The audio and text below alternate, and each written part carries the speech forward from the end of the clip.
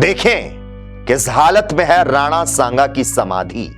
हालत खस्ता, सूरत बदलने की है आस।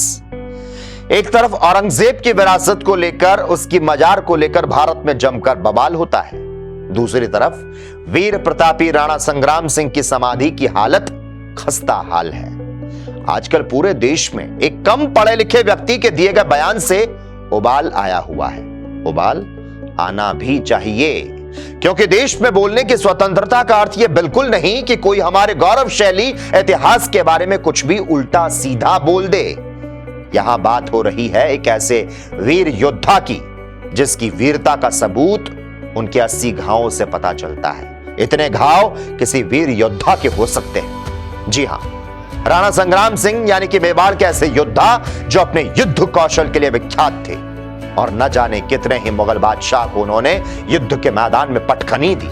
लेकिन क्या आप जानते हैं इन योद्धाओं के बारे में किसी की भी कुछ कहने की हिम्मत क्यों हो जाती है? क्या ये मंदबुद्धि लोग इतनी हिमाकत कर लेते हैं?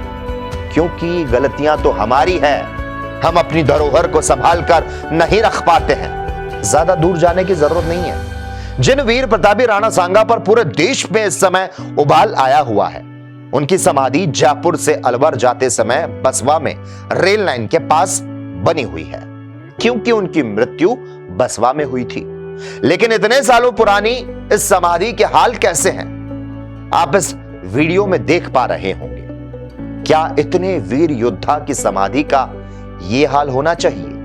अगर हम इन स्मारक की परवाह नहीं करेंगे तो लोग कैसे हमारे इतिहास की कद्र करेंगे? हां, विरोध होना चाहिए। इस तरह से बोले हुए शब्दों का पुरजोर विरोध होना चाहिए, जिससे कि अगली बार इन योद्धाओं के बारे में कुछ भी बोलने से पहले लोगों की रूह कांप जाए।